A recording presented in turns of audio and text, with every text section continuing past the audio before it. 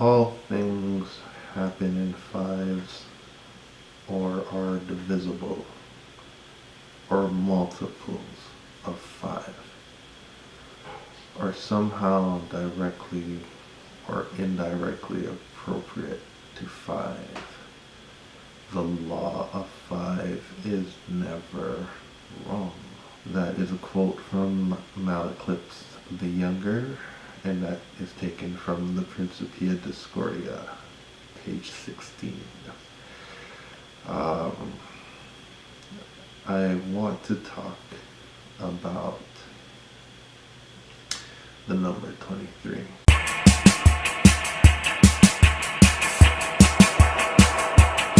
Got a big plan, this mindset, maybe it's right at the right place and right time, maybe tonight in a whisper.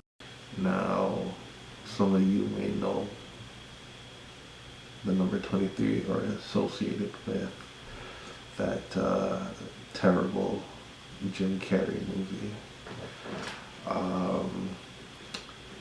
It is actually a lot more significant than a shitty movie. Number 23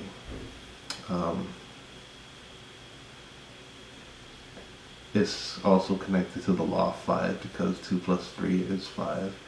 And as Mical stated, all things happen in fives. But the number 23 is associated with disasters, death, and over the years I've come to I have this saying now that it always ends on 23, and that is usually correct with things associated with my life ever since I became aware of this cosmic code. It didn't have an effect on me. The number didn't catch on to me. It was affecting my wife. She was seeing the number everywhere. She called me constantly while I was at work to tell me that she was seeing the number 23, and it was driving her crazy. It started to drive me crazy because I thought she was just taking it a little too far and being a little, foolish about it. Not to speak ill of the dead, but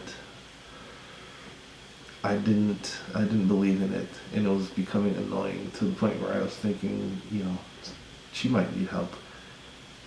Until I saw my first, 23 coincidence, like maybe just seeing something and be like, oh, look at that, it got me now, as a joke, and then you start seeing it everywhere, and at that point I was like, okay, this is clearly me just associating, it's like this, I've seen it, I saw what it was doing to my wife, and now I see the number, and even though I keep telling myself it's full of shit, it just keeps affecting me more and more. But then I started to research the number 23, and it wasn't just the stuff that they had in this movie. There was some real crazy shit connected to it. I have a list of some stuff here. You may find this interesting to know. Let's start off with the heavy hitter.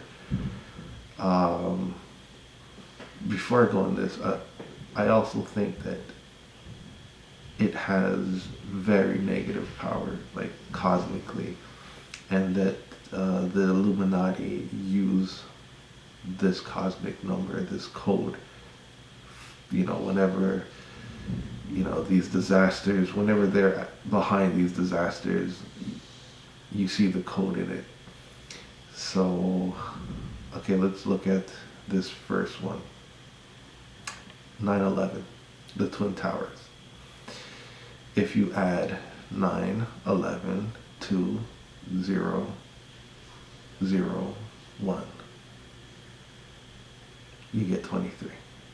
Yeah, coincidence, of course. It's silly.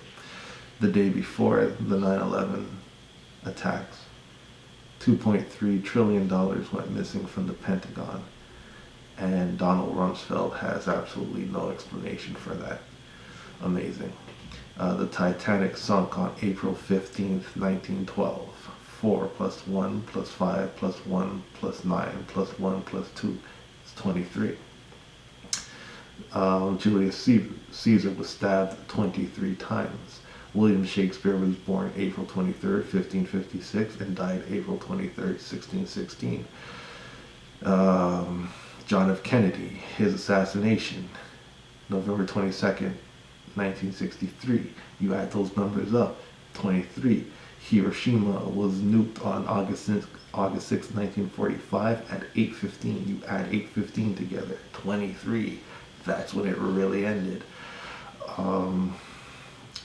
There's a lot here, guys. 230 people died in the conspiracy plague TWA Flight 800 disaster. What else do we have here? It's crazy. The origins of this conspiracy. William S. Burroughs, he's actually the author of Naked Lunch. He was one of the first people to bring this conspiracy, the number 23 Enigma, to, put it out there. And he said that he knew, this man, Captain Clark. He was the, captain of a boat.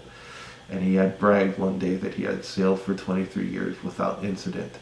And that same day, he died.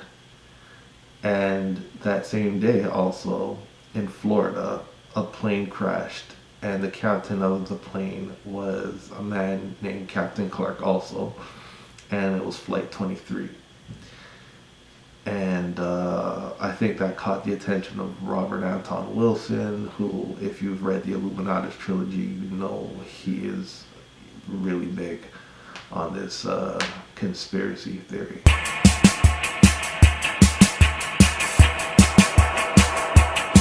Got a big